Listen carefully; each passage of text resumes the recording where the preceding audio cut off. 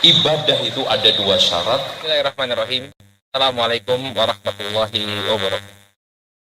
Alhamdulillah wassalatu wassalamu ala Rasulillah wa ala alihi wa sahbihi wa man ittaba'a hudahu ila yaumiddin, amma ba'd.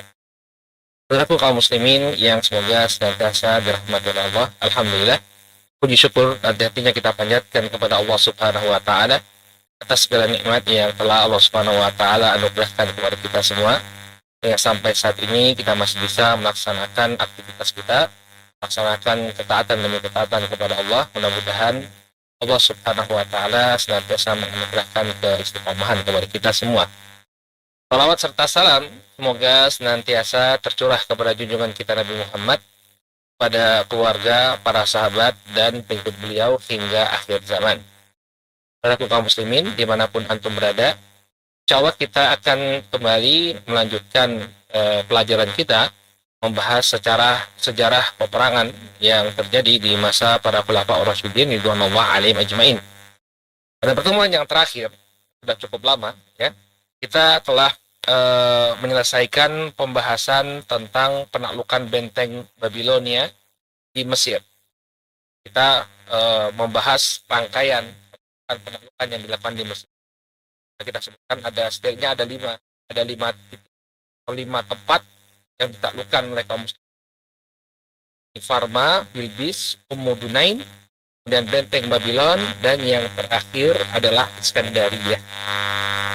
Pada pembahasan penaklukan benteng Babilonia telah kita sebutkan bahwa pasukan Amr bin al-As, pasukan kaum muslimin yang di Amr bin al-As melakukan pengepungan pada benteng Babilonia, dan sahabat Az-Zubair ibn Awam radhiyallahu ta'ala itu adalah sosok yang pertama kali naik ke dinding atau ke benteng Babylon. Kemudian beliau menyuarakan takbir dari atas, kemudian mulailah menyerbu pasukan kaum muslimin ke dalam benteng. Ya, mulailah berbondong-bondong pasukan kaum muslimin menyerbu ke dalam benteng. Akhirnya jebollah pertahanan orang-orang Romawi. Mereka tidak mampu untuk mempertahankan benteng dari serangan kaum muslimin. Maka kaum muslimin pun mendapatkan kemenangan yang luar biasa. Mereka mendapatkan persediaan logistik, persenjataan yang banyak di benteng Babylon. Ini semua menjadi ghanimah, menjadi rampasan perang bagi kaum muslimin. Ini terakhir kali pembahasan kita. Nah, kemudian apa yang terjadi setelah itu? Kita akan bahas penaklukan Iskandaria. Ya, jadi Iskandaria ini adalah suatu kawasan yang terletak di bagian utara Mesir. Dia berbatasan langsung dengan Laut Tengah.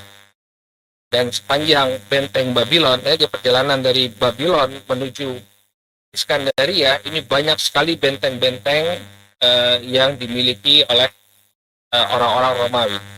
Dan nanti penaklukan Iskandaria ini berhubungan juga dengan penaklukan benteng-benteng yang ada di sepanjang jalan antara Babilonia dengan Iskandaria.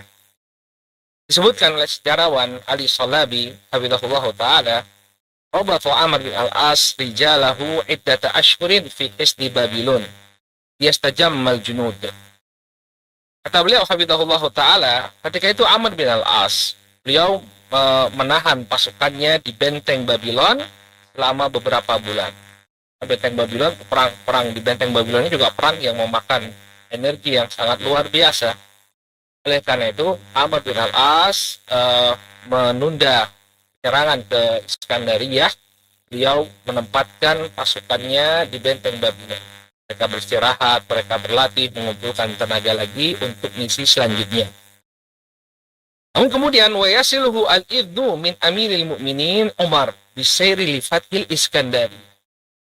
Setelah beberapa bulan, pasukannya Amr bin al-As berada di benteng Babilonia, datanglah surat izin dari Umar bin Khattab radhiyallahu ta'ala anhu, Amirul Mukminin. Khalifah memerintahkan agar pasukan Amr bin al-As segera melakukan perjalanan untuk menaklukkan benteng Iskandaria atau menaklukkan kota Iskandaria. Jadi tidak sembarangan ya, Amr bin al-As mengirimkan pasukan, komando dari Madinah, itu ibu kota kaum muslimin. Bayangkan, zaman dahulu belum ada telegram, belum ada WA ya. Jadi untuk menunggu sebuah komando dibutuhkan berhari-hari, bahkan berminggu-minggu dan berbulan-bulan. Jadi Amr bin Al-As mengistirahatkan pasukannya. Mungkin ketika beliau sedang beristirahat, ya, utusan Amr bin Al-As baru sampai kepada Umar mengkabarkan bahwa kaum muslimin berhasil menaklukkan Babylon. Ya, kemudian dikirim utusan dari kota Madinah, ya, memerintahkan agar Amr bin Al-As bergerak menuju Iskandaria. Ini butuh waktu yang cukup lama. Qala falamma tahaqqaqa dzalik, ini setelah surat itu tiba, taraka Amr fil hisni musallahatan qawiyatan minal muslimin. Nah, ketika beliau mendapatkan surat dari Umar bin Khattab, maka Amr bin Al-As segera melaksanakannya. Dan ketika itu beliau radhiyallahu anhu meninggalkan angkatan bersenjata atau pasukan bersenjata yang sangat kuat di benteng Babylon. Jadi benteng yang sudah dikuasai, wilayah yang sudah dikuasai, jangan kemudian ditinggalkan begitu saja, semua pasukannya pergi. Enggak. Tapi harus dipertahankan. Kenapa? Khawatir nanti kalau nggak ada pasukan yang kuat, maka dengan mudah musuh kembali dan menaklukkan benteng yang sudah dikuasai. Eman-eman. Ya, sayang sekali kalau misalnya ditinggalkan begitu saja. Wa fasala bi jududihi min Babylon. Maka kemudian beliau pun dan pasukannya meninggalkan benteng Babylon. Kapan waktunya? Disebutkan oleh para ahli sejarah, para sejarawan, bahwa ini terjadi fi Mayu, ya, pada bulan Mei tahun 641 Masehi, yang bertepatan dengan bulan Jumadil Akhirah pada tahun 21 Hijriyah. Tanggal 2 pada tahunnya Jumadil Akhirah tahun 21 Hijriah, bertepatan dengan bulan Mei tahun 641 Masehi. Ya, karena ini berkaitan dengan bangsa Eropa, kadang-kadang catatan itu muncul dari dua arah. Ada catatan sejarahnya kaum muslimin, ada juga catatannya orang-orang barat, ya, dari sejarawan Bizantium. Nah, satu hal yang menarik, barakallahu fikum, pasukan Amr bin Al-As ketika meninggalkan benteng Babylon, yang berangkat itu bukan hanya kaum muslim, tapi juga orang-orang Kipti. Orang-orang Kipti sebagai penduduk asli Mesir, yang selama ini mereka juga dijajah oleh orang-orang Romawi, mereka justru menunjukkan loyalitasnya kepada kaum muslim. Ya, dan ini sudah pernah kita bahas, kenapa sih orang-orang Kipti dan kaum muslimin itu erat hubungannya? Tidak lain dan tidak bukan karena adanya Hajar. Hajar sebagai ibu dari Nabi Ismail, yang berasal dari Kipti. Beliau adalah seorang wanita Kiptiyah. Demikian juga Rasul Shallallahu Alaihi Wasallam memiliki seorang putra yang bernama Ibrahim. Ibu Ibrahim adalah seorang wanita yang bernama Maria Al-Kiptiyah, yang berasal dari Kipti. Makanya hubungan kaum muslimin dengan orang-orang Kipti, kalau sekarang itu orang-orang menyebutnya sebagai Koptik, orang-orang Koptik, ya, Butros Ghali, yang pernah menjadi sekretaris jenderal PBB dari Mesir, itu berasal dari etnik Koptik, orang-orang Kipti.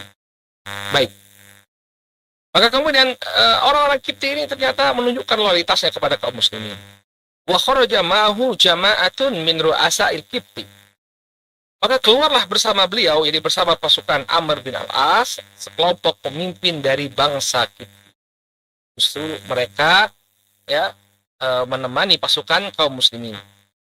Alladzina ma'annu ila maslahatahum, ya, ila anna maslahatahum batat fi musanadati al-quwwa al-islamiyah al-mudaffarah. Ya, mereka lebih merasa tenang, ya.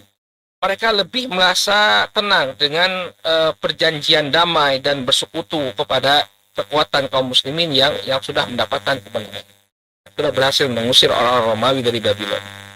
Ya, jadi daripada mereka menyerahkan loyalitas mereka kepada pasukan Romawi, lebih baik bagi mereka untuk menyerahkan loyalitas mereka kepada kaum muslimin. Alas apa yang dilakukan oleh orang-orang Kipti ini panjang perjalanan? Qad aslahu lahum at-turuq. Mereka telah memuluskan, ya, jalan bagi kaum muslimin. Tiap lewat kampung orang Kipti bilang jangan diganggu ini kaum muslimin, biar lewat. Wa aqamu lahum al